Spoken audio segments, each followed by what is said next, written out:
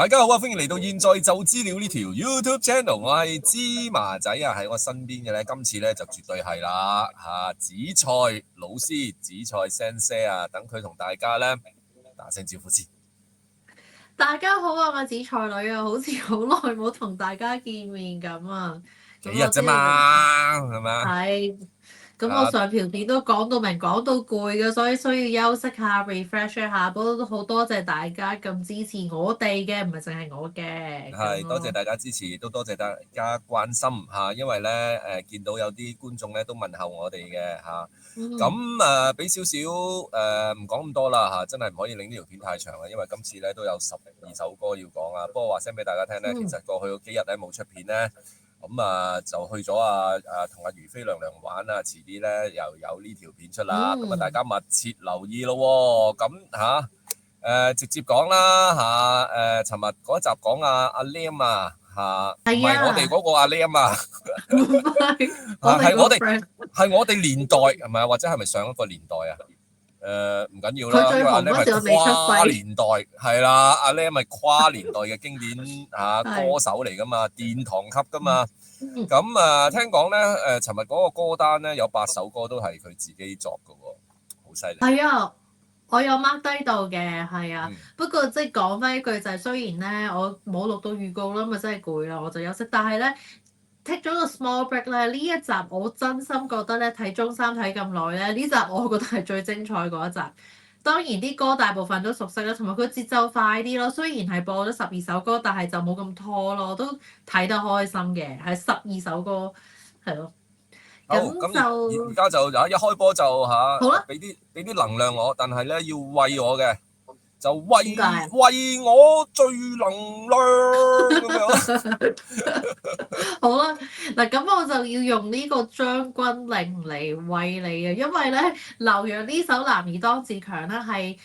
即係阿 Lam 話有8首歌係佢作曲㗎啦，咁其實有4首就唔關佢事嘅，咁呢首係其中一首啦，因為本身係古曲嚟㗎嘛，係琵琶彈嘅曲嘅將軍令啦，咁佢攞咗嗰個音樂咧就係詹叔填詞嘅，咁好勁啦，咁我覺得劉洋咧就當然開咗個好好嘅頭啦，同埋要講。今次咧，我覺得個出場次序咧係咁多集裏邊咧最公平嘅，因為透明度好高，我哋知道係點樣揀出場次序，同埋阿 Lam 真係好 random 咁揀咧，所以就撇除咗呢個嗰啲即係早出場又可能冇咁着數嗰啲咁嘅嘢咧，或者有高分排到低分啊，入 PK 啊嗰啲咁啦。所以今次咧，阿 Lam 自己揀啊，佢都話要揀首好嘅歌炒熱個氣氛。咁劉洋當然係做得好好啦，我覺得佢。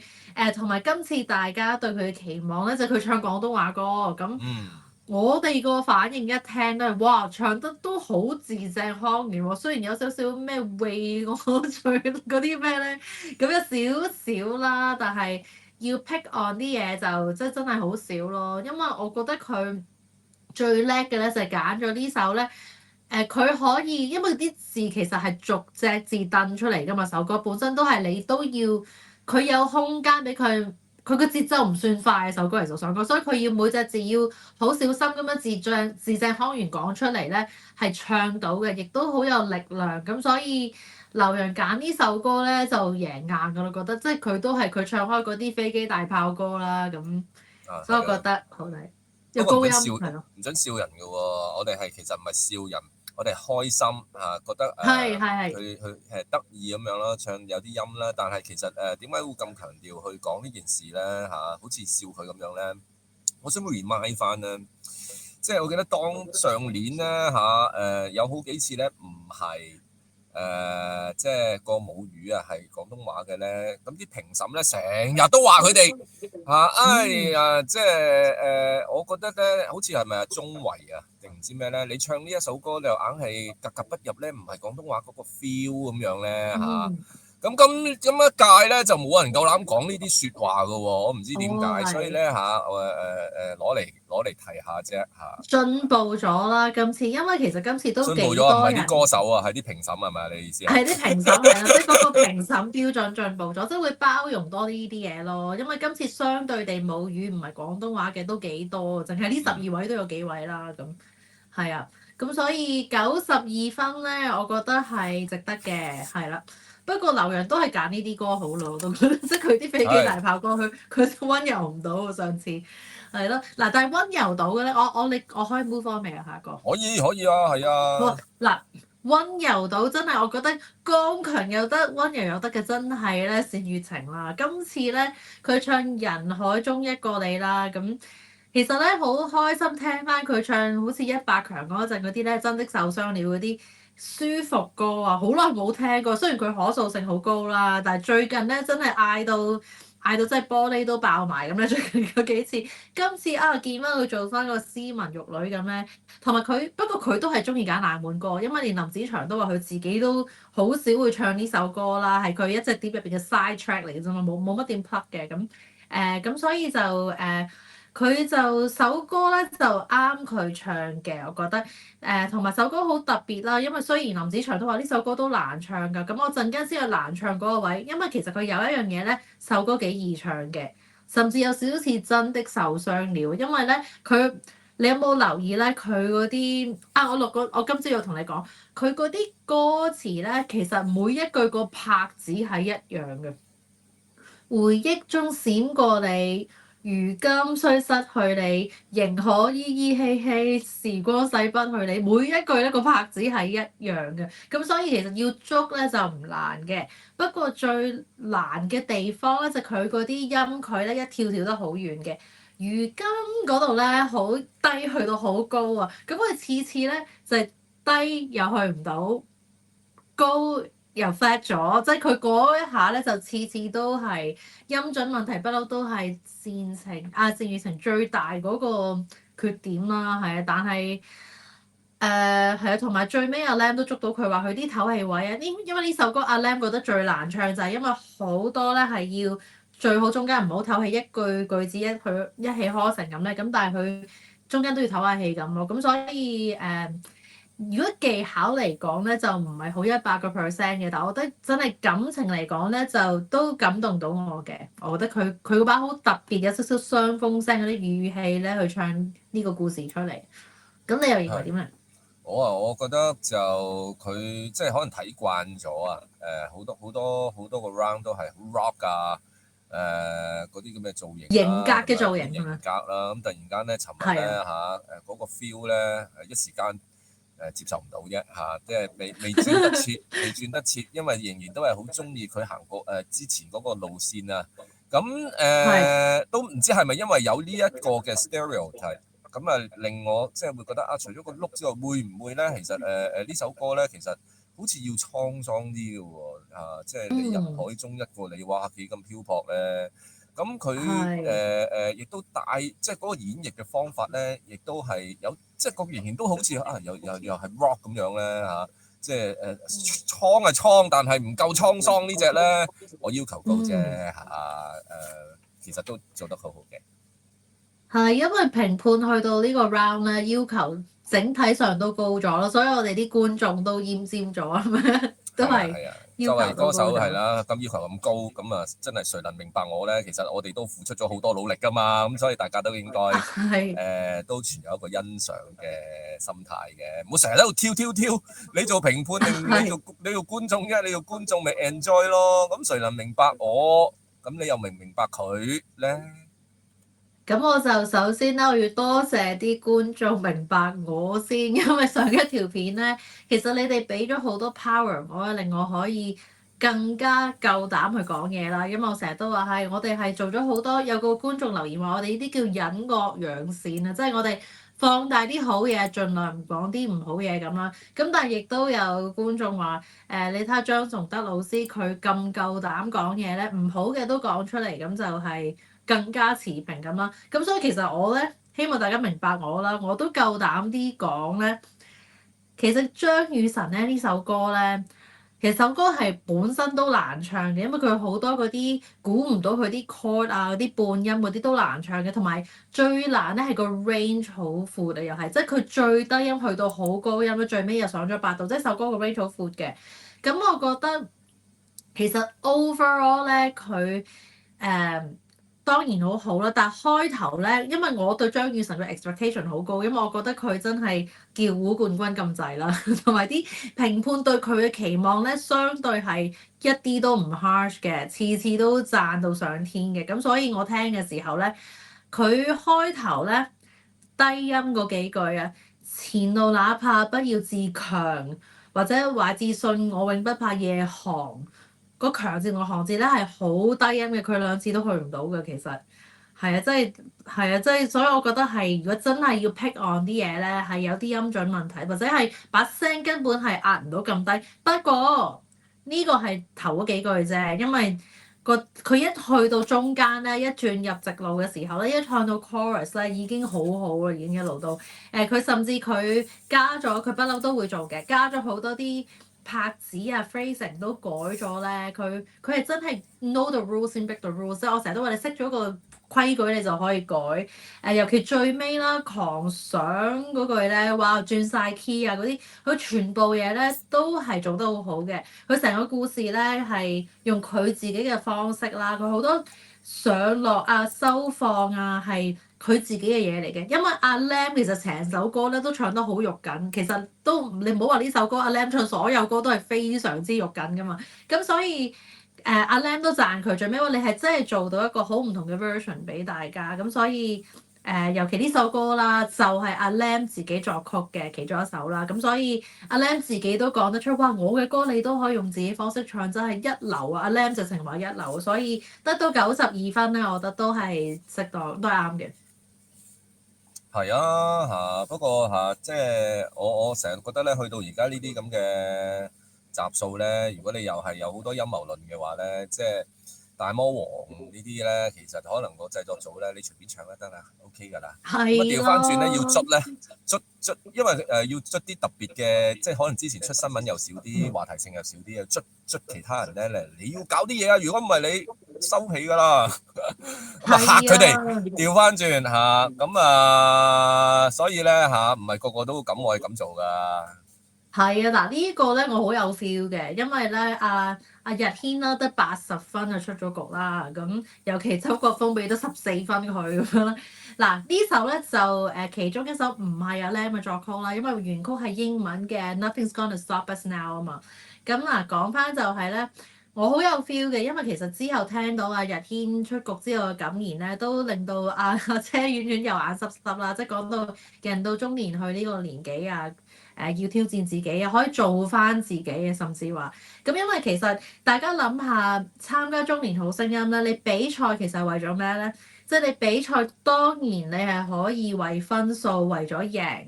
但係咧你比賽亦都可以係為挑戰自己。你諗翻節目本身，佢哋 sell 嗰樣嘢咧，即係當然節目組之上啲參賽者贏去賺錢呢個係另一樣嘢啦，但係佢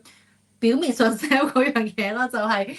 中年人去到呢個時間咧，真係要追夢做一啲，如果你唔參加呢個節目嘅話咧，你係冇機會做到嘅嘢。係啦，即係你真係要用呢個舞台要 take the chance 去做你嘅嘢。咁其實上次日天都彈過琴嘅戲劇人生嗰次，咁佢鋼琴嘅造詣好高咯。陣間講佢首歌嘅時候，我會再講多啲。咁但係佢既然有呢個舞台，可以再佢即係我諗佢自己都心中有數啦。去到佢都唔會話去到決賽嗰啲咯，都估到。咁所以再有機會嘅時候，點解唔做多一次自己好想喺舞台做嘅嘢，做俾嫲嫲睇，做俾女朋友睇嘅嘢咧？咁所以即係佢都知道自己唔係魔王級㗎啦。咁所以其實反而我覺得好多魔王級嘅人咧，呢一集我裏邊睇到頭先我提過劉洋同張雨晨嗱，呢個我唔係彈佢哋，即係我講事實就係因為比賽有啲人係為咗贏，有啲人係為咗挑戰自己。如果你為咗贏咧，你個策略係應該做一啲自己一定得嘅嘢。為分數，甚至啲評判都有鼓勵呢樣嘅嘢嘅，啲評判係開到口叫佢哋，你唔好咁任性啦，唔好再試新嘢啦。如果唔係你就出局㗎啦。但係有啲人咧，評判係對佢哋苛刻㗎嘛，叫佢哋哇，你真係要試下啲新嘢啦，次次都係咁啊咁。所以其實我係我今次咧係好尊重阿日軒咧，佢嗰種挑戰自己嗰種體育精神，即係呢個係一個比賽，佢利用呢一次嘅機會。去做到節目想做到所謂嘅宗旨咯，佢就喺度表演多次彈琴俾大家睇，係咁咁而家我講佢嘅表演啦，我尊重佢個選擇啦。咁其實真係好開心咧，都可能佢係再喺嗰個琴面前出現啦，但係同上次有啲唔同嘅，因為上次戲劇人生咧佢係彈咗 show up 到好多 classical 嘅 skills 係啦，但係今次咧佢有啲 jazz 同 blues 嗰種彈法係完全唔同嘅，因為 jazz 同 blues 係着重好多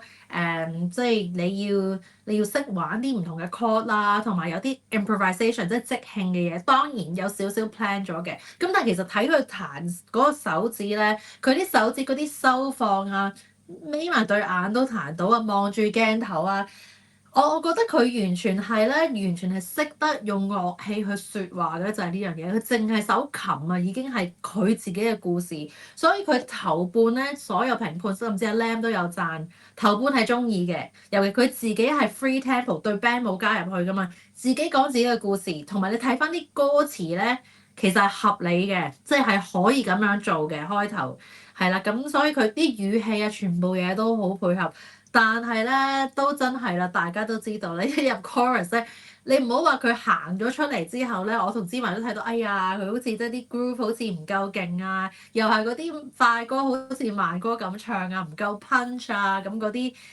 但係咧，你唔好講到佢行出嚟啊，其實佢仲係坐喺個琴後邊嘅時候咧，對 band 入嗰陣啊，佢已經係冇咁夾噶啦，我都覺得即係係咯，即係佢自彈自唱好好，但係加咗隊 band 同要行埋出嚟唱快歌咧，就係扣分嘅原因咯。咁呢個係我對佢嘅表演個睇法。你咧？我啊最欣賞佢嘅感言啦，因為咧有陣時嗯，係成日睇即係咁多個 round 啦，佢個樣咧真係好 baby face 嘅喎，好後生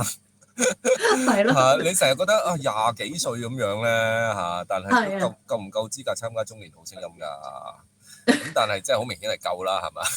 咁係再配合埋佢尋日嘅感言咧，我覺得佢好成熟嚇，係咯係啊，係咯，完全唔同嘅。咁咪本身都係成熟㗎啦，但係咧即係俾佢個樣呃咗會係咁啊！但係尋日係。咧所以覺得係好特別啦真係估唔到啊！嘥咗我好多分鐘，搞到我分分鐘都需要你添。但其實劉曉坤咧，83分啦，都即係第二低分，所以都離開咗個節目啦，都要出局啦。咁佢亦都係另外一位咧，就係、唔可以再 stay at comfort zone 啦。前幾集都不斷地試新嘢啦，但係今次咧，我會直接啲講咧，今次嘅試新嘢咧，我會用炒車嚟形容嘅，即係幾方面啦。因為佢嗱攞咗吉他出嚟啦，咁彈得幾好嘅，即係冇問題。但係咧，其實一開始你唔好話一開始，上個星期芝麻仔已經話，我估咧冇人會揀，分分鐘需要你嚟參加比賽㗎啦。你已經嚟做咗個節目個 promo 啦，同係啦，埋呢首唔係比賽歌嚟，呢首估唔到係一首好容易唱嘅歌嚟㗎。甚至彈住吉他，你係咪話你學 ukulele 初學嗰時已經彈緊？係咯，即係你都有㗎，係啊。不係咯，過我覺得好犀唔係。利嘅就係佢 gel 晒夾咧，都撳到個 chord 咧我就唔知點解啦，可能女士有如果夠啲嘢短都 OK 嘅，即係如果你 嚇 gel 咗，因為你 gel 夾你係厚，我冇做指甲咁多，但係你厚咗咧，咁你唔會影響到撳 cord 嘅。如果長嘅話就會撳唔到咯，係咯，哦，即係長度嘅問係啊，題啦，係咯，我有時自己唔剪指係啊，甲咧係撳唔到嘅，難撳啲，同埋哦，可係，能女士又唔同咧，女士你纖細啊，我呢啲咩皇帝蕉咁嘅手咧係嘛，你再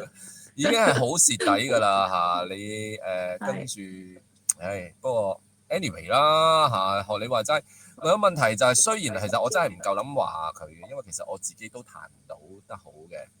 佢係彈係咁得好過我嘅咁所係咁，以我又但你唔係走出嚟比賽啊嘛，咁啊仲要係，係仲唔係要去到10強嗰一 round，唔係我會咁覺得咧就雖然我唔係好識又彈得唔好，但係咧我會覺得即係就咁望其實你應該咁講啦你拍埋去蘇德華嗰度，你都應該知道邊個勁啦，係係係咪先？咁你一睇就知道其實佢手吉他咧真係麻麻地嘅。即係唔係麻麻係，地，因為冇必要，就係你都唔係勁，咁你攞出嚟嚟到威嚟到做乜嘢咧？不如專心啲唱，咁咪再減低少少失誤嘅情況咯。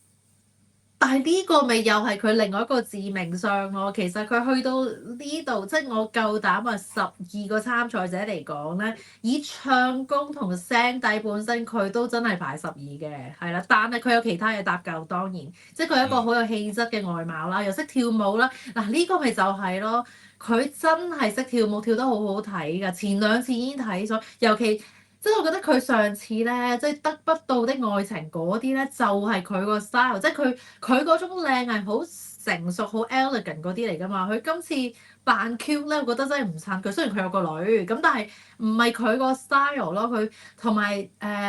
即係首歌佢個 arrangement，即係連啲評判都話其實呢個 arrangement 唔 work 㗎。你唔可以咁 cute 咁得意，因為呢首其實雖然係輕鬆嘅歌，咁但係你唔係。即係你令到件事唔 make sense，所以就即係跳嚟跳去彈嚟彈去，有少少真係幼稚園唱油塘嗰啲 feel 咧。同埋我覺得佢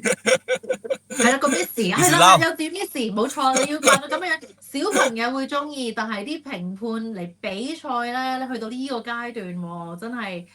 就真係個策略錯咗少少，係啦。即係其實我係讚佢，我覺得佢係。佢嗰種氣質唔係用嚟做呢啲嘢嘅，同埋咧我覺得首歌暴露，即係講翻唱咧，講嚟講去都係講佢唔應該彈吉他，唔應該跳舞，因為佢嘅吉他同埋跳舞令佢分心，令到佢本身唱已經唔係最好咧，就更加冇咁好嘅，係啦，因為首歌暴露咗佢嘅缺點就係佢當然佢廣東話已經唔係太好啦，但佢唔同劉洋嗰個咧，劉洋嗰個你係可以念詩咁樣隻隻字好誇張字正腔圓，阿 Lam 都係咁唱㗎啦。咁但係呢首歌咧，因為佢係好輕描淡寫地講嘢，甚至佢好多口語㗎嘛呢首歌，所以變咗你真係要做到好地道香港人，連我都冇資格覺得自己可以做到呢樣，因為我講嘢都有英文口音，即係你要真係好輕描淡寫傾偈咁樣做咧，佢係做唔到咯，唔係佢母語啊嘛，同埋佢又彈吉他嗰陣咧，啲 background 咁清嘅時候咧，變咗佢啲咬字唔清啊，嗰啲全部啲缺點就暴露晒。等於我哋都有位觀眾話啊，我哋應該做嘅係隱惡揚善，但係我覺得曉坤咁多好處，佢竟然就係將自己啲好處又收埋晒，啲缺點又暴露晒咁樣咯，所以我覺得佢策略錯誤咯，呢首歌今次係。佢可能唱《色心香》會好啲，不過俾曹越揀咗啦，係咪啊？佢會色心香跳嗰啲舞應該啱晒佢 feel 啊！第一係咪啊？同埋即係頭先我哋即係聽你咁講咧，即係我哋都係讚嘅，因為點解咁講？即係話佢嗰個能力係可以唱啲歌係再難啲嘅。點解要揀首咁容易嘅歌，或者係咁即係唔適合比賽嘅歌咧？咁係自殺式選歌啊！咁可能真係冇辦法啦嚇。咁啲評判又唔係好中意啦，應該嚇。咁但係啲評判啊，最愛是誰咧？呢個爭議性人物啦嚇，我覺得呢個近排。係啊，嗱，最愛是誰嘅趙俊成咧，其實都係多劉曉坤1分啫嘛，都係得84。嗱呢首歌都係唔係阿 Lam 作曲嘅，呢首係盧冠廷作曲嘅，佢最近都攞咗個咩金針獎嗰類嘢啦，係咯，個頒獎禮咁。嗱其實咧大家就將個重點擺咗佢吹口哨嗰度啦，咁其實咧呢個策略都係錯誤啦。其實俊成都喺個位度咧係需要試新嘢啦，係咯，都係所以，因為佢又未去到魔王級咁樣，咁所以，但係又係即係其實咧你吹口哨仲叻過我，你其實頭先你有啲分析嘅喎，對於佢吹口哨。吹口哨啲分析係咪啊？係啊，你覺得吹？唔係，我其實唔識吹㗎，我都係點吹啊？嗰首歌係咪點唱啊？唔記得先，第一句係點啊？別了他又嗱，咪吹唔係嗱，我都唔識吹係咪？咪你扮晒嘢啦！你有時吹口哨，我會估到你咩歌㗎？咁我單刀直入講啦，就係話就係即係啲評判都話佢多口水聲啊，多氣聲啊，即係啲音準又唔係太好咁。嗱係咯，你唔係嗱啱啦，我試咗啦，即係其實有陣時我係得，有陣時唔得，咁你咪嗰個穩定性會爭少少咯。咁同埋有陣時你有漏風聲啊，咁同埋咧，我唔知道需唔需要吹口哨都要跟翻個音準啦。咁你吹口哨，如果你咁你咪 flat 咗，或者你同嗰個背景音樂唔啱，你咪又係搞笑咯。你又唔夠響，又有風聲，咁如果你掌握得到呢啲咁嘅嘢嘅話，因為咧我係真係真，你話我吹到啦，但係我真正見到人哋吹到嗰啲咧係好響嘅，好犀利嘅。有比較就係嗰啲就適合吹咯，我就覺得認為係咁樣咯。同埋呢首歌咧，其實因為淨係第一句咧，佢個音距已經好遠啦，即係你已經係難咯。但係你反而分分鐘需要你咧，就適合吹口哨啦。係咪要 drop 到好低啊？係咯，咁你有風聲啊嘛，係咪？可能我啲咪又差啦。係，反而分分鐘需要你就適合吹口哨，因為即係佢唔係咁大個音距。係啊，你講到吹口哨，你最係咪？尋日我哋都討論嘅，你最愛是誰係講緊你好惆悵嚇，有兩條女，中意邊個多啲咧？你兩條女都好中意嘅，但係咧即係嚇唔知道揀邊個，即係有啲 feel 係有冇睇《大時代》啊？要咁樣係有《大時代》啲神劇嚟噶嘛？咁你係到底揀啊？你有周慧敏定郭藹明啊？係啦，周慧敏定郭藹明，你係好難揀，真係最愛是誰啦？佢最好笑，佢現實就係揀咗郭藹明，但係個戲入邊係周慧敏，咁就呢啲 feel 咯，形容得太好啦。咁你無端端吹咩口哨咧？其實你咁惆悵嘅時候，你吹口哨咧，只會係咩咧？好似係呢一個《鹿鼎記》嘅韋小寶咁啊！我今晚有7個老婆，到底翻去點邊個燈好咧？跟住咧喺沿途翻去吹一路吹口哨就今日揀4啦，不如開心到不得了噶嘛！咁樣嘛，但係呢個其實好係啦，但佢呢個其實係個歌詞係好 serious 地好惆悵咁樣噶嘛，即係你係好 deep 噶嘛咁。不過講翻就係咧，就係佢現實咧，即係之後都踢爆咗啦。佢咁愛佢老婆，佢完全都冇呢啲煩惱咁，所以就唱唔到呢個 feel 啦。嗱，不過而家講嚟講去就講佢吹口哨講個 feel 啦。咁我 sense 講翻音樂啦，講翻佢唱啦。講到吹口哨，講多一句咧，就係通常咧，我吹口哨我突然間先諗你嘅啫。通常咧都係急尿嗰陣時候咧，唔知點解咧，即係啲大人咧氹啲小朋友屙尿咧，又未屙得出咧，跟住喺度吹口哨。唔知你唔知㗎啦，你唔知㗎啦，唉，你係女仔啊嘛，你唔會吹口哨。我唔係唔知，我而係覺得關呢度咩事？你知咩？係我就係唔明點解咯。急尿吹口哨咯，所以最愛是誰？唔通佢急尿嗰陣時，即係喺公園嗰度行緊嘅時候，死啦，又冇公廁。不如雖然佢好惆悵，諗緊最愛是誰，但係我急尿咁吹住口哨嚟到分散自己注意力。咁咧，佢更加想要去廁所咯。唔好講呢啲啦，講首歌啦。咪都阻住我講，因為阻住你啊！話咗今日要快。咪係咯，你一陣間要去廁所要 cut 2條片添啊，中間。anyways， 講翻就係咧，嗱，真係講翻唱啦。我有啲嘢要講嘅，因為咧我覺得佢坐喺個長凳度啦，咁我覺得佢其實交到戲嘅，即係佢有面部表情啊，有成咁樣。首歌同埋雖然咧就都似係易唱嘅歌，但係都難嘅，因為佢都係啲音距有啲遠咁啦。但係我覺得佢做得2樣嘢啦，佢做得最唔好嘅咧，其實就係佢呢首歌咧好多嗰個尾音啊，佢係問如何下去，為何猜得對，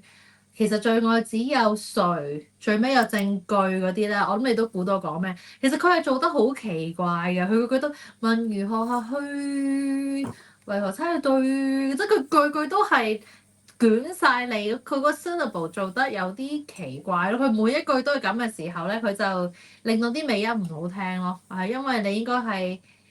證據咁樣，即係你多啲擘大呢個口先至可以令到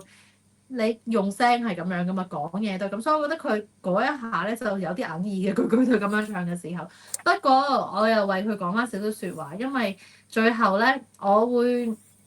覺得。因為阿海怡咧就話佢開頭坐喺張凳度會影響佢呼吸，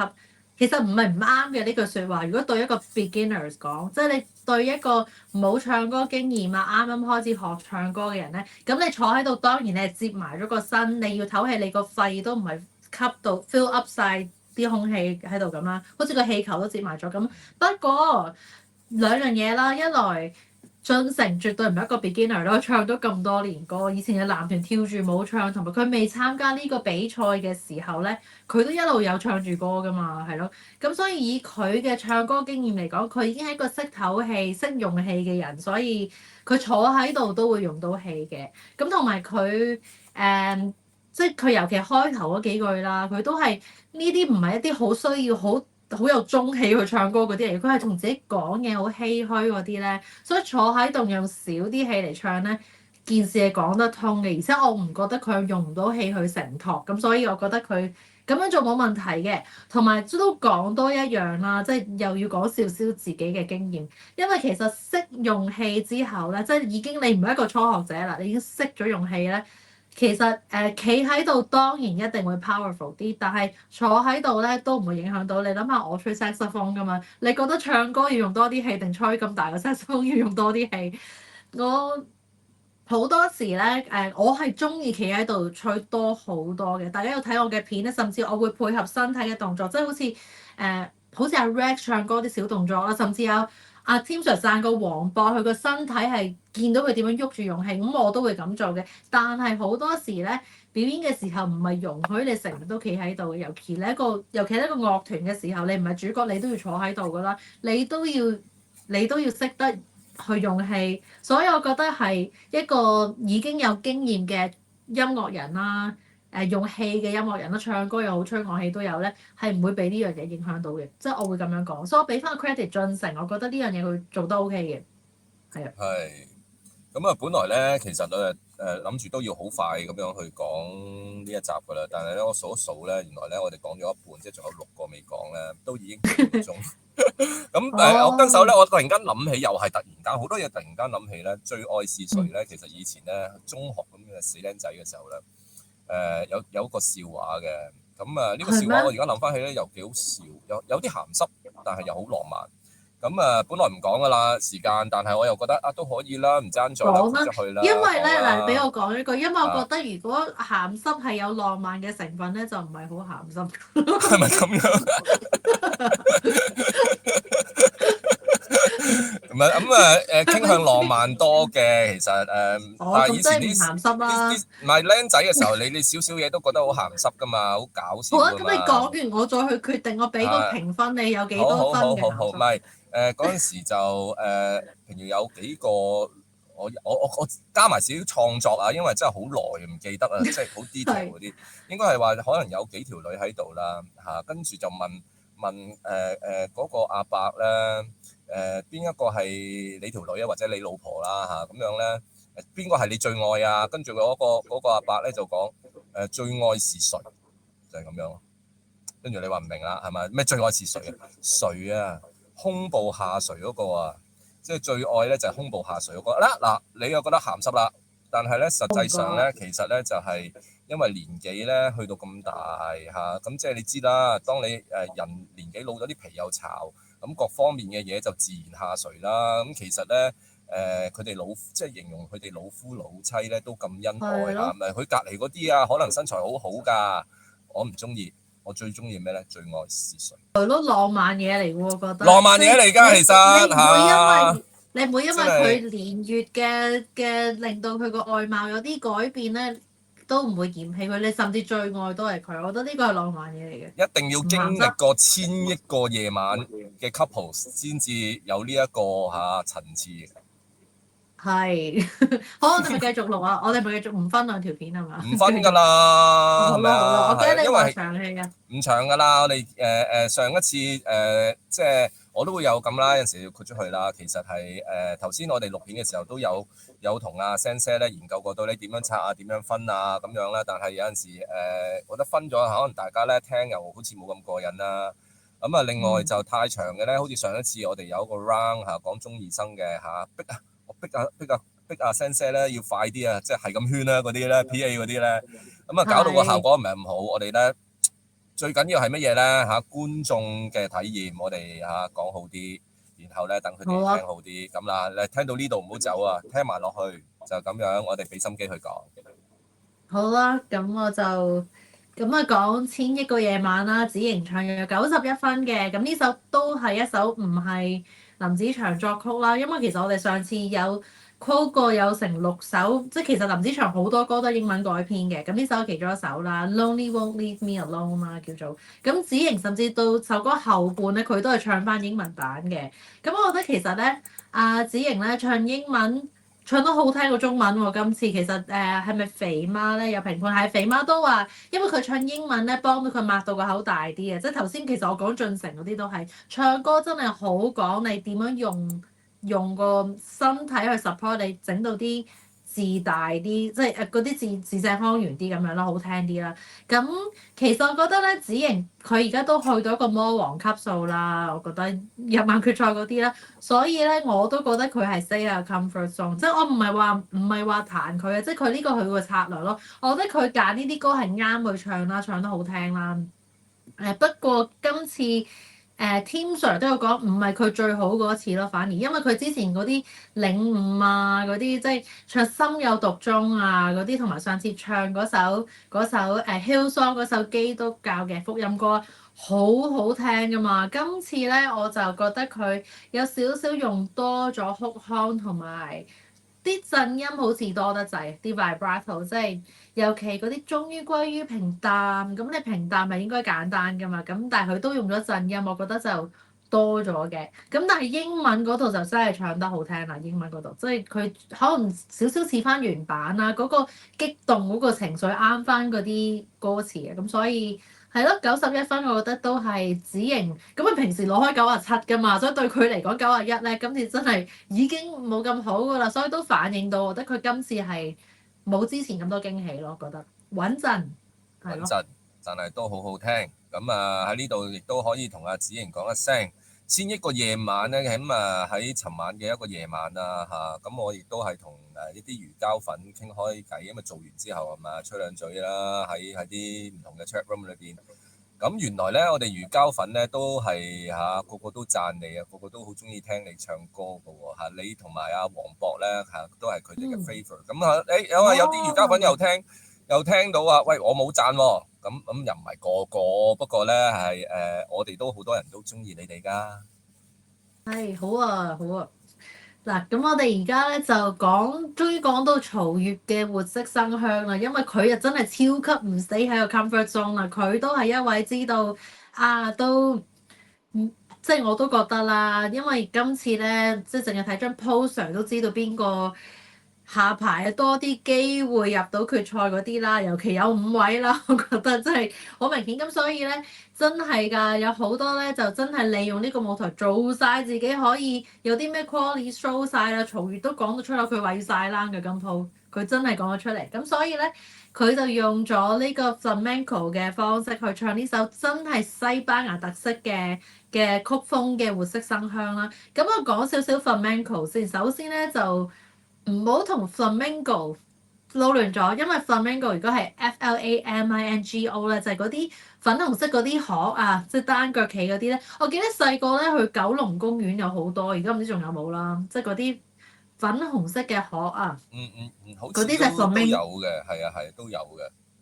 其實我今次同你翻香港咧，我哋經過咧，但係冇行到入去咯，即係尖沙咀，記得夜晚好似經過九龍公園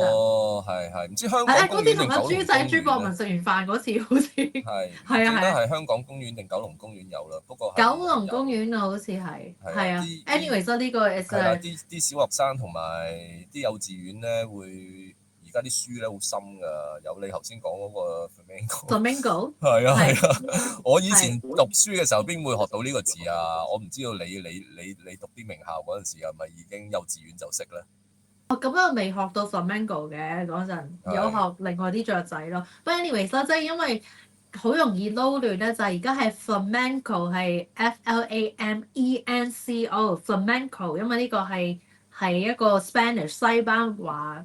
班牙文嚟嘅。嗱，我啲中文都麻麻地，係啦，因為其實 flamenco 係一個藝術嘅表演嚟嘅，佢係一種舞蹈同埋音樂夾埋嘅，佢就好着重呢種好有伸縮嘅拍子感咧。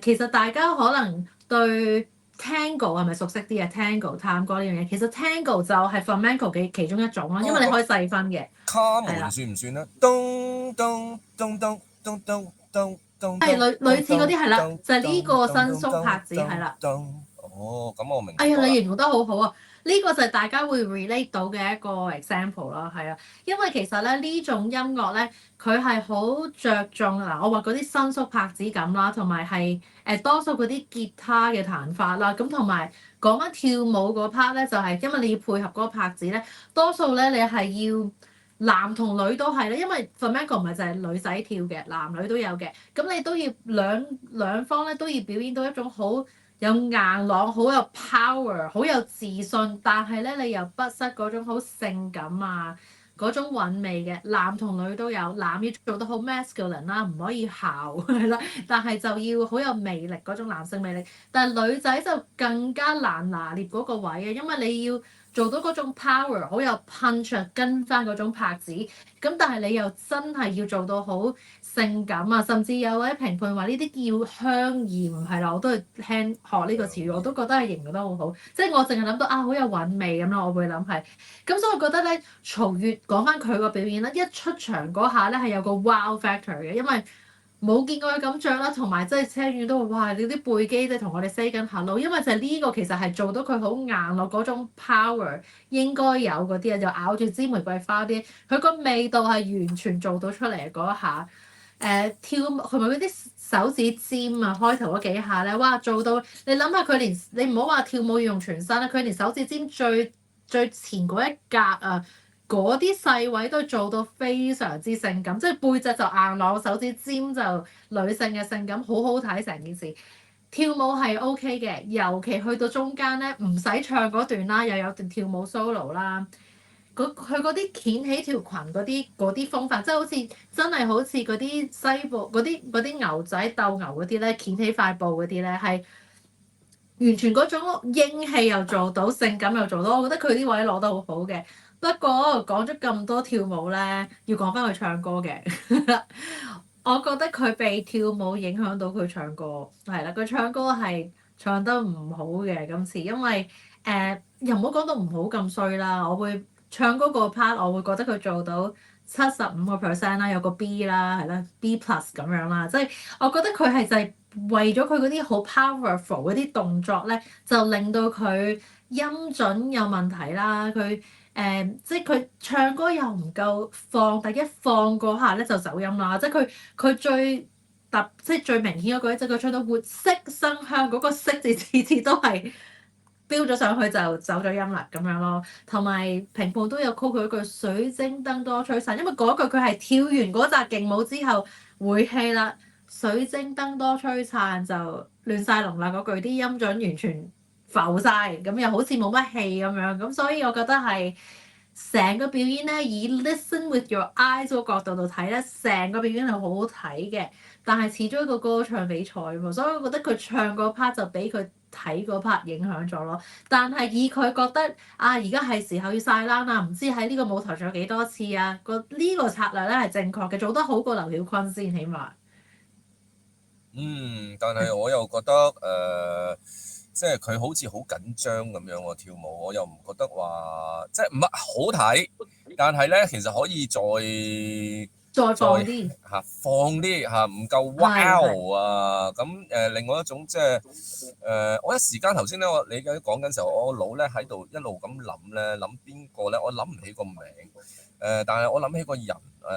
如果佢跳咧就好啦，咁但係係好耐之前嘅一個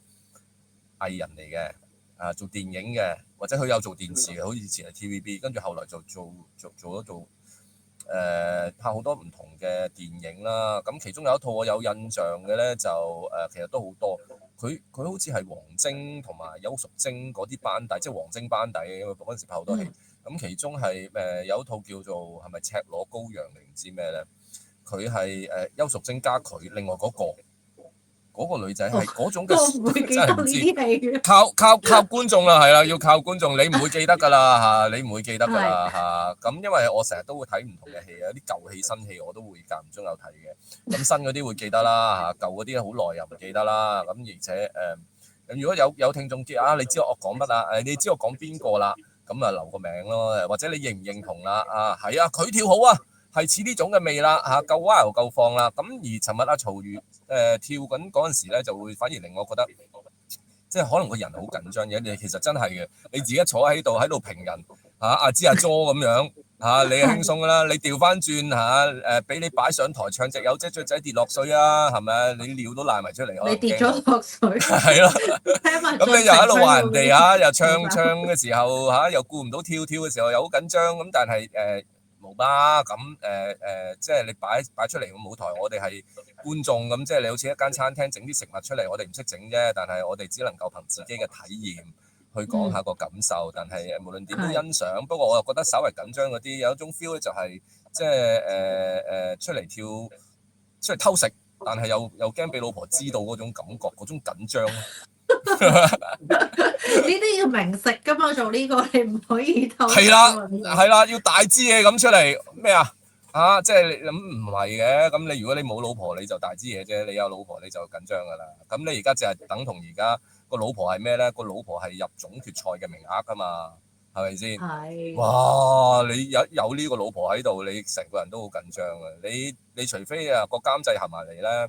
是但啦，係咪啊？我準備咗幾個老婆俾你㗎啦，你是但跳隻老母得㗎啦。係啊，可能佢嗰啲唔夠放啦。係，我覺得佢因為有幾次嘅走音咧，即係你表演緊嘅時候，知道自己有啲失誤咧，你就會有少少影響到你個情緒咯。所以之後就冇咁放，因為一出場嗰陣時係靚嘅。係咯，咁咯。咁啊，不過講到夠放嘅，咪講下一個啦。係啊，呢個放唔放啊？呢個呢一個夜晚都放，我都覺得放嘅。其實因為你唱 blues 要好似要係輕鬆啲先得㗎嘛，係咪先？如果你好緊張，其實你唔 blues 㗎咯喎。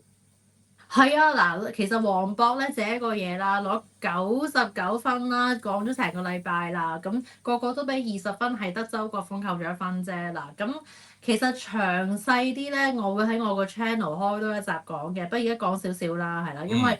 我反而覺得其實佢開頭咧唔係太放㗎，佢開頭我覺得係有少少拘謹啦，因為都係似佢平時個性格嘅，咁但係好快咧就 warm up 咗之後就越嚟越好，到最尾好放啦。我要讚嘅咧，其實主要就係因為其實張佳添一句講晒啦，話 You have blues in your blood，即係你係完全係明白 blues 係乜嘢一回事啦，佢又表演到出嚟啦。咁其實呢個係同 blues 本身。即係我講就係話 blues 好多時我哋會形容佢做藍調啦，因為我都知道，因為我都成一個，其實我每一次同你哋講説話咧，我個腦裏邊都喺度翻譯緊，即係我係用英文同中文同時諗嘢嘅人啦，尤其做節目咁，所以我好明白咧，有時英文譯做中文咧分兩種㗎嘛，有分個意譯同埋咩話，即係意思嘅譯同埋字面上嘅譯，係啦，即係你翻譯啲食物啊、器名好多都係咁樣分㗎啦。咁 blues 咧好多時我哋會用咗字面上嘅解釋，就係話係藍調啦、藍色啊嘛，同埋藍色本身都有憂鬱嘅意思啦，係啦。咁藍調，但係另外一個解法咧就係怨曲。我覺得個意思咧，如果你用怨曲嚟形容咧，就會更加貼切咯。咁佢今次係好表達到點解呢首一首怨曲嘅。咁我都係喺我個 channel 度講多啲啦。咁而家喺呢度我哋可以講多啲我哋眼睇到嘅嘢啦。即係佢有一個 point 咧，我同芝華仔都有少少相同不相反嘅意見，就係佢同對 band interact 嘅時候啦。因為啲評判到呢個 round 成日都話你要利用對 live band 㗎嘛。咁我哋睇到嘅就係咧，不如你講先啦，你睇到啲咩？我就覺得其實你話放咁我嗰個做法係放，但係又好似唔係好放，因為咧唔自然啊。佢講吉他唔係吉他係一個琴先嘅，咁 OK 啦。琴跟住就口琴。跟住咧可能嗱，我唔知點解一定要咁樣做，除咗係做嗰個 interaction 之外咧，可能咧中間其實音樂部分咧係比較長。咁你冇理由就咁喺度跳㗎，或者係唔喐㗎。佢都有跳係啦，我見有跳嚇，咁可能要再多啲互動咧，咁啊要搞到個勢出嚟。咁嗱，點解你當我有偏見都算啦嚇？因為咧，我覺得阿陳如飛咧做呢啲嘢係做得好 natural。係啦，係好，即係無論喺時間吻合、語氣，亦都唔影響佢成首歌嗰個流程嘅，係好自然嘅。咁但係咧，佢尋日即係好似係為講而講咁樣咯，即係爭啲，我覺得咧，喂，你不如講埋嗱喺觀眾席裏邊有觀眾係咪啊？嗱，其實我哋都有笑到嘅，我哋後尾都你唔好講到啊觀眾席有燈牌，評判又有燈牌，PA 又有個 clipboard，跟住咧係咪先？即係你 camman 有 camera 咁，但係咧即係我哋笑咗一陣，咁但係其實咧我講啲啦，即係可能喺我嗰邊嘅 channel 可能講少啲啊相對。咁其實咧，因為 blues 咧係一種好特別嘅格式嚟嘅，我個 channel 會講多啲，但係我簡單啲講咧，就係好多時會係8個 bar 或者12個 bar 或者16個 bar 嘅，嗰啲 chord 係不斷 repeat 啦。咁呢首歌係8個 bar 嘅，咁因為佢其實8個 bar 係咁 repeat 咧，咁佢好多時呢啲歌去到中間咧就會有樂器輪流 solo 嘅。咁喺呢一個表演裏邊咧，咁就係首先就有 Donald 嘅琴啦，有8個 bar solo，跟住到蘇德華嘅口琴有8個 bar solo，跟住黃渤就再唱翻一輪，跟住又之後有個琴無端端又加咗一段，阿 Min 蘇德華又攞翻個吉他，又攞翻8個 bar solo 嘅。嗱，我想講嘅就係咧，喺呢種嘅曲式裏邊咧，blues 同埋 jazz 都係好多時真係要靠個 vocalist 去俾個 spotlight，即係話啊，而家佢係 solo 啦，每人有8個咁，其實係應該會做嘅呢件事，即係好正常嘅做法。不過咧，就多數會係點講？如果你係3個人係連續 solo，即係每人8個 bar，你咁樣去介紹咧，咁件事會 make sense 啲。同埋就公平啲咁咯，但係因為佢今次嘅安排咧，唔知點解係無端端咧，佢唱咗一輪咧，佢放咗一輪之後咧，跟住個琴咧又再嚟多次，I mean sorry，蘇德華個吉他又嚟多次 solo 嘅時候咧，佢又再無端端介紹咧，咁呢下我覺得多咗咯，即係好似即係佢介紹咗2次阿蘇德華嘅咩？我得一係，因為蘇德華第一次係口琴，第二次之後佢唱咗一輪之後，臨尾又嚟多次，嗰次佢係吉他 solo 嘅。但係嗰次咧就 awkward 咯，我覺得即係第二次嚟嗰次，我話喂，你之前嗰 round 咧做係應該嘅，你冇理由就係介紹一個唔介紹第二個。但係你後邊你已經係唱咗一輪啦，佢摁都摁得幾好啊，無端端又加翻一句。係有少少多咗少少為做而做嘅感覺咯，即係唔順呢件事 awkward 咗，無端加落去，即係我會咁樣睇啦，因為我好熟悉呢類型嘅表演，所以我先至會咁樣講。咁我又好奇啦，可能我就係唔留心聽書啦。頭先你講話嗰8個巴咧係咪連續純音樂咁樣去㗎？定還是8個巴之後咧，跟住我又唱2句先，跟住又再嚟8個巴。我係連住咁去。因為你有彈 ukulele，你有知啦，即係你都知道，尤其彈 ukulele，好興彈啲歌係得3個 chord 或者4個 chord 嗰啲噶嘛。Blues 咧就係佢可能都係只得3、4個 chord，但佢有8個 cycle 啊，佢係1、2、3、4、5、6、7、8，1、2、3、4、5、6、7、8，跟住又去翻1、2、3、4、5、7，即係佢係不斷咁樣係成日 loop 嘅啫，個8個 bar。咁所以佢就算唱嘅時候咧。佢嗰個 chord 都係嗰8個 bar 係咁 loop 嘅啫，咁所以去到中間咧，咁你嗰個所以咪就係咯，個琴有8個 bar 嘅 solo，跟住口琴又有8個 bar solo，即係其實係嗰個 cycle 去 repeat 咯，係啊，但係佢我就奇怪點解個吉他又唔即刻再 solo 咧，後邊又加翻一段，咁所以變咗佢嗰度無端端又講翻嘢再介紹，而且又係蘇德華，咁就多咗咯，就我覺得嗰個格式有啲奇怪。淨係得你呢啲音樂人先至會睇得出，我哋呢啲普通觀眾嗰啲咧，淨係留意阿黃渤個老公嘅啫喎。哇！觀眾席有我老公，好感動，就係咁樣。咁啊，係啊，係啊，係啊。咁啊，整體上其實阿黃渤都好中意，好聽嚇。一開始嗰啲歌我又覺得好正嚇，整體上都好正。咁就係頭先即係講及嗰啲interaction 同嗰隊 band 咧，我覺得就都係唔夠自然咯，就係咁樣咯。係啊，所以其實咧又係啦，我 channel 條片會深入啲講，因為其實周國峰最後佢話扣咗1分啦，就係因為覺得佢可以再慘情啲嘅，但我唔覺得係因為咁。我再賣個關子咯，我真係會深入講，但係我反而會扣分嘅咧，就係佢少少做即係少少唔自然地 act 出嚟嘅一啲嘢咯。我反而嗰度扣分我會。都係係啦，扣嗰我一分。丁丁咁多分係啦，所以1分就夠啫。㗎啦，99都係啱啊，嘅。咁啊係咯，就最緊要咧，佢啊扣咗丁丁咁多分，但係丁丁係冇扣分啊喎。嘛。係啦，因為丁丁係攞過佢有史以嚟最高分啦，95分啦，同埋係節目之前咧都有新聞話啊，有一位未到魔王級數嘅，今次都攞到95分啊，即係九字頭啊，咁大家都估係邊個啦？而且咁多新聞講個曹越又唔知會唔會係佢啊，亦都有人話會唔會今次係 Rex 黃鄭俊仁咧？但係我覺得黃鄭俊仁唔會咁樣形容佢，因為佢不嬲都係啲即係好似魔王邊緣嗰啲咧，即係去到魔王佢又最渣，或者佢又未去到魔王，即係佢唔會咁樣形容阿 Rex 嘅，所以我覺得丁丁啦，原來就係佢，原來係佢。嗱，今次咧我都超級讚丁丁嘅，有一個 point 咧，甚至係評判同大眾都冇講嘅，記唔記得我哋好強調咧？今次12首歌有8首都係 Lam 自己作曲啦，有4首都係本身係有3首本身係英文歌啦，有1首係將軍令，咁呢個將軍令我都唔 expect 丁丁會識嘅，咁但係其實佢有好多英文歌可以揀，咁你喺學嗰首歌嘅時候，你根本已經淨係要學廣東話已經好難啦，但係如果你揀首你個 melody 你個旋律已經識嘅，已經係易咗一半㗎啦，你明唔明？即係所以我覺得丁丁佢咁樣都唔去揀敢愛敢做啊，或者千呢個夜晚嗰啲咧，佢係好有誠意去。真係重新去學一啲嘢嘅，咁同埋佢嗰種唔係好純正嘅廣東話啦，我覺得係 OK 喎，因為你用啲 rock 腔嚟唱啦，你本身都要誇張啊，要好多滑音啊，你扭歪咗啲英文 R 音係 OK 嘅呢首歌，即係我覺得係可以咁樣去表達。咁同埋咧就首歌本身啲歌詞都幾密集嘅，即係你反而我覺得佢唱男兒當自強啲有啲空間俾你去逐隻字去由頭到尾都有頭有尾，咁會易啲咯。佢今次佢真係揀一個好有 rock 嘅 attitude，即係佢唱到個態度出嚟，因為個曲風本身都係佢自己唱開嗰啲嚟嘅，即係呢個就係佢少少 comfort zone 啦。咁但係佢當然有兩樣嘢係。都係冇呈現過俾我哋睇㗎啦。因為佢都唔係魔王級啊嘛，咁所以佢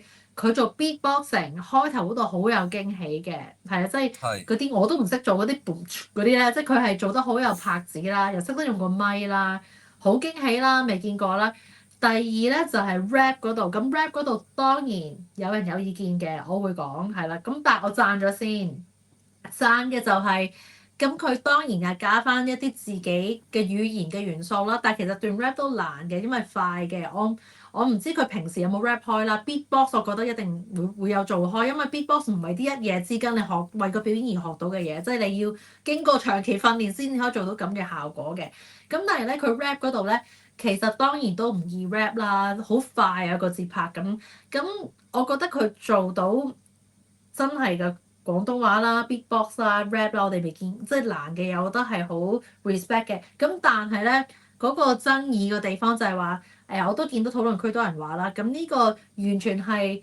喺聲生不息嘅時候咧，係出現過呢段 rap 噶嘛，一模一樣噶嘛，啲人話佢。咁跟住啲人就即刻喺度話disrespect 啦，好失望咯咁。咁但係我覺得其實點解要失望啊？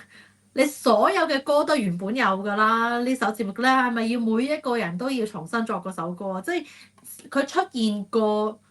唔代表你唔可以去抄㗎喎。因為呢個本身你成個比賽啲人都係唱 cover 㗎啦，冇人唱原創歌㗎，係咪先？所以佢就算係做一啲人哋做過嘅嘢，有乜問題啊？成首歌本身都有人做過㗎啦，咁所以我覺得，而且仲要係難度咁高喎。我覺得啲人你話佢抄嘅同時，你自己做唔做到先？即係我覺得抄係完全冇問題，因為本身就係 cover 嘅歌，所以我會絕對為丁丁平反，我唔會為咁樣而失望。我係 respect 佢做到呢樣嘢，好聰明咁利用到呢樣嘢去 show off 到一樣自己做到嘅嘢喺首歌裏邊。咁所以佢其實呢首歌嘅 arrangement 已經唔同㗎咯喎，佢上半 part 同埋下半 part，咁你中間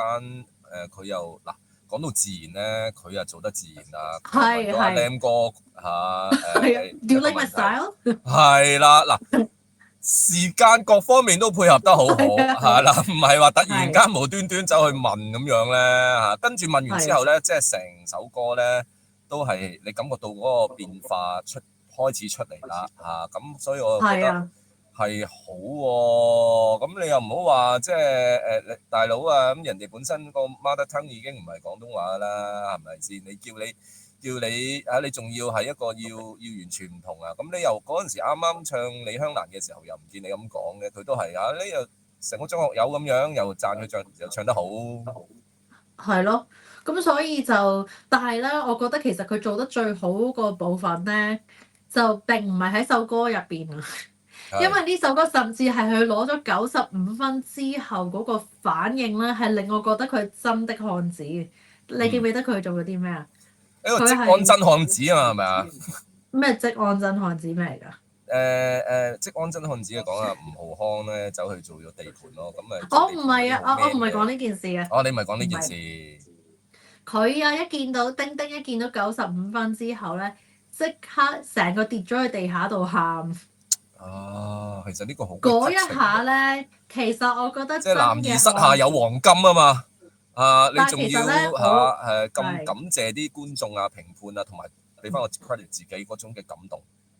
係啊，因為其實我覺得真的漢子咧，其實我哋英文有一句叫做 toxic masculinity 啦，即係一個好 toxic 即係有毒嘅維護自己個男性嘅嗯，尊嚴嗰種啦，係唔健康嘅，因為我覺得反而一個男人啦，大男人啦，好似佢咁高大咁大隻，成身紋身啊，佢其實人係有感情嘅，你反而唔怕去將自己會喊啊，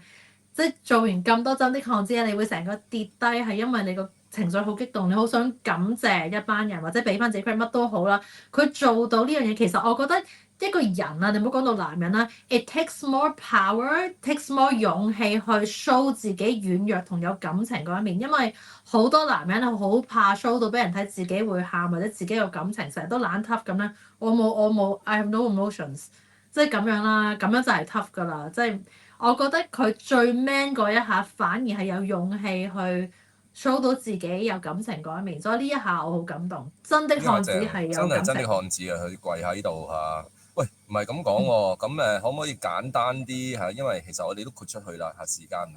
計㗎啦。咁用英文頭先你講少少，等阿本尊咧自己聽都知道，哦，原來我咁樣做係咁正啊！等佢知道係正先得㗎，分分鐘去節錄翻出嚟㗎嘛。我都唔知，或者我真係嗰個阿 Lam 咧，即係唔係林子祥嗰個 Lam 啊？佢個歌迷會個 admin 阿 Lam 咧會節錄翻出嚟俾佢聽。好啦，咁啊，Hi Dan，we just give some commentary to your performance for 真的漢子，which means the true man, right? Like the true masculine man, which I'm not going to talk about how well you perform because like the technical part is not the most important. What I really wanted you to know is that your reaction after you found out you've got 95 points is actually what makes you the most masculine. What happened was when you find out about your score, you fell down and cried, which you really showed your emotions. Like you really showed your appreciations for the judges, for the audience, and you knew how hard you worked on the song. And I'll just bring up one point very briefly. What I praise you about is that actually Lamb has a lot of songs that were originally English songs. You could have sang "Lonely Wouldn't Leave Me Alone." You could have sang what's the other one that Ivan sang? What's the original song? I have to find it. Um, you could have sang "Nothing's Gonna Stop Us Now." You could have sang like "Let It Whip." There's so many songs from Lamb that you can choose from that you don't have to learn the melody. But in this case, you actually spend time to learn a song that you not just only have to learn the language, you have to learn the melody as well, which I really respect you. But you really put in a lot of hard work. So at the end, you gave credits for yourself. You fell down and cried. And what I really wanted to say is that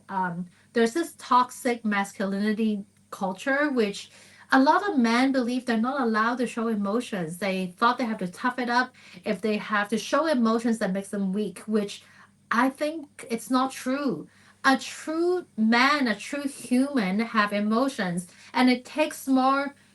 power, takes more guts, more bravery to not be afraid to show your tears and emotions. So to me, your reaction at the end is really what shows you're the true man, which is the meaning of the song, which I really applaud you for that. So thank you for showing your true self, your true man. Thank you.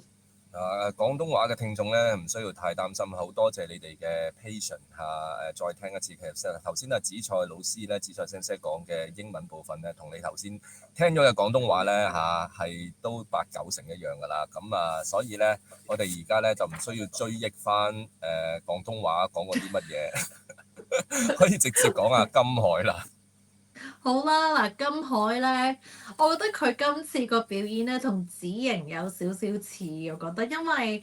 佢啦，尤其佢有聽評判話咯，上次都唔知啲評判要咁樣話佢，佢同 Benson 唱大會堂演奏廳不知幾好聽，我好中意聽金海嘅澎湃，我覺得冇問題。但係啲評判叫佢唔好咁任性啊嘛，唔好試新嘢啊嘛，你想出局咩？即係或者你想去唔到決賽咩之類嗰啲咁啦。咁所以金海都係唱翻佢一貫嗰類歌啦，咁同埋我覺得佢把聲咧都幾有張國榮同劉德華個 feel 嘅嗰種共鳴啊、韻味啊、低音嗰啲咁，但係咧，我覺得因為子瑩今次我都話佢比起平時冇咁高分啊，得91，平時97㗎嘛。咁但係金海咧，我覺得佢今次咧係做翻平時嘅水準咯。我唔覺得佢差過平時係，但係佢係做啲好穩陣嘅嘢。但係佢同丁丁嘅情況有啲似，因為我反而佢唱完之後咧，我都有少少覺得佢又係充分讚嘅讚嘅，都係充分到表現到簡單就是美啊，唔使搞咁多嘢啊，你有把靚聲講到故事咪好聽咯。甚至我有個鏡頭我要提翻芝麻仔，見到咧影住車婉婉坐喺觀眾席已經一路喊緊啊，即係其實鏡頭影住 Tim Sir 嘅，但係車婉婉後邊流晒眼淚咁樣，因為咧。點解咁感動咧？其實佢之後解釋翻咧，我就明啦。因為原來佢係講到話咧，因為 Tim Sir 有問佢咧其實你咧有改少少 phrasings 嗰啲，你係設計啊定係唱嘅時候 ad lib 嘅咧？咁但係其實金海咧佢答出嚟咧，佢就係話兩者之間咧少少，因為其實佢係將啲歌詞讀咗一次出嚟先，跟住咧再理解咗之後咧。再去消化，跟住再先至會咁樣唱到出嚟嘅。咁所以咁咧就解釋到點解佢嘅説故事能力會令人覺得係哇好真摯啊！呢件事好真，因為佢係自己消化過理解歌詞唱出嚟。咁同埋咧，佢有解釋到咧呢句我係聽到好感動嘅，因為佢係講到話佢係。因為追憶呢首歌都係講父親同自己嘅關係啊感情咁啦，咁佢係講到話佢好慶幸有一個咁平凡同埋偉大嘅爸爸，咁所以就解釋到俾我聽點解我一路聽嘅時候點解佢可以做到平凡簡單就是美呢樣嘢咧？原來根本就係佢唱緊呢首歌嘅故事，所以呢件事係令我好感動嘅，所以好多謝金海又再一次啦，用你把靚聲。好，即係簡單而有設計地理解嗰首歌，將你嘅故事話俾我哋聽，好好聽。係咁我都可以理解，因為如果你就咁講話平凡而偉大嘅爸爸咧，其實淨係聽啲字眼，你係感受唔到佢到底有幾偉大咧，係咪？可能平凡我明㗎啦，因為我自己本身都係。係。咁但係嗰陣時我做過一集。因為突然間好中意金海咁想去了解多啲佢嘅過去嘅故事咧，咁原來其實發現到佢爸爸係為咗金海做咗好多嘅安排為咗佢做咗好多事，咁所以咧呢種嘅感覺咧，即係我諗淨係只有金海同埋佢爸爸之間咧，先至會係領略到一個最大值我哋旁邊咧，其實已經好犀利嘅，你明唔明啊？即係你坐喺度旁邊啲觀眾車婉婉咧，聽到呢一種即係我哋可能唔係直接嘅感受，但係都已經觸動到。咁如果你仲要了解埋，或者你係當事人，哇！真係蕩氣迴腸4個字。係啊，平凡地蕩氣迴腸，唔好用平凡啦，唔應該講簡單地蕩氣迴腸。其實佢往往就用啲好簡單嘅方法，但係就tell到啲好蕩氣迴腸嘅故事咯，係咯。人生咧就經常都會有呢啲咁嘅情況嘅，蕩氣迴腸當然好啦。不過咧，世事常變啊，變幻原是永恆，咁就改變就常改變啦。咁啊點樣去講下呢首歌同埋又會咁啱啊黃正去到最尾嘅，我成日覺得去到最尾係最辛苦，因為你要等嗰個心情我都係啦，我咁中意佢，等到而家先有得講。今次阿 Rex 攞到88分啦。放心啊，我俾2個鐘頭你講㗎，唔會咁又唔撩使，咁我講唔到咁，因為其實我今集對佢嘅嘢都好簡單，因為88分係12名裏邊嘅排第7啦，即係以今集嘅分數嚟講，但係累積排名嘅排都好後啦。不過 anyways，我想講嘅咧就係呢首歌一開始咧，佢未開口唱，啲評判話呢首歌咧需要 band 㗎，需要有隊 live band 㗎。咁呢個絕對係佢嘅強項啦，佢自己現實有隊 band 㗎嘛，佢係唱好多係咯，即係呢類嘅互動啦，自己隊 band 都咁，所以但係咧，雖然係佢嘅強項，但係我覺得今次講得好聽嘅咧就係聽得舒服，佢今次 relax 咗好多。佢甚至將，因為阿 Lam 唱歌其實都係好激動同好肉緊㗎嘛，成日都話即係我為咗即係做睇呢個節目，我本身都聽翻阿 Lam 原版嘅歌啦，原版都係咬字肉緊嘅，但係覺得阿 Rex 咧今次就佢啲 phrasing legato 咗，意思係即係順滑咗，將啲字連埋一齊啦，同埋可能。因為耐冇聽佢唱廣東話，佢上次唱《明日話今天》嘅時候咧，佢就唱到太字正腔圓，就令到啲評判覺得哎呀呢個歌唔係咁唱嘅，有啲奇怪咁，所以今次佢都要攞翻個位咧，唔咁硬，同埋唔咁激動啊，因為實在次次都俾人話佢賣弄啊，賣弄嘅唔單止佢嘅技巧啊、把聲啊，甚至佢啲表情啊、眼眉啊、小動作啊，個個都話賣弄㗎啦。今次阿 Rex 係用咗一個好舒服嘅方法去唱啦，咁我都覺得睇得舒服咗，尤其頭半啦收咗好多好多，收到我覺得就成唔似阿 Rex 添，但係到中後段咧，佢開始加翻啲 ad-lib 啊，加翻佢自己啲強項嘅啲高音啊、轉音啊，全部當然都做得好好啦。但係平時嘅佢會做多啲嘅，我覺得佢係做平時嘅80%左右咯。開頭就淨係佢嘅30%咯，即係頭一半佢收咗好多，刻意地收咗好多。揀歌都保險咗，阿 Lam 有好多肉緊 show off 超高音技巧歌，完全係阿 Rex 做到嘅。但係佢今次揀咗首相對地，雖然阿 Lam 話係改變常改變係難唱嘅歌，但係以阿 Rex 自己唱到嘅歌嚟講，呢首唔算難啫。對佢嚟講，啲拍子都係比較穩陣啊。好簡單嘅一首歌，我覺得係咁，所以我覺得佢調轉咗嚟做咯，即係喺好多參賽者，我讚今日嘅參賽，一係咧就係啲魔王級做穩陣嘢，繼續攞高分；一係就係啲知道自己唔知玩得幾耐就晒冷，做啲好唔同嘅嘢。阿 Rex 係調翻轉嘅，之前晒冷啲人唔中意，佢就收埋自己，最多都係做得80%，咁但係換翻嚟嘅分數都有交代嘅，算中高分啦，排第7 88分咁係咯，咁我覺得就開心佢過到關，但係我唔太開心，我覺得佢唔係做緊真正自己最想做嘅自己，係咯，調翻轉嚟嘅，嚟到呢度先至嚟唔晒啦，咁我就覺得遊戲係咁玩啦，係咯。我係完全認同晒你嗰種嘅感覺嘅，咁我啊不必因為而家都講咗成個幾鐘啦咁我就不必重複啦。但係我有一個問題咁都係作為學生嘅，梗係要舉手問老師啦因為喺比賽嗰度就好似之前定之後好似之前添阿 Lam 自己講嘅，林子祥佢話呢首歌咧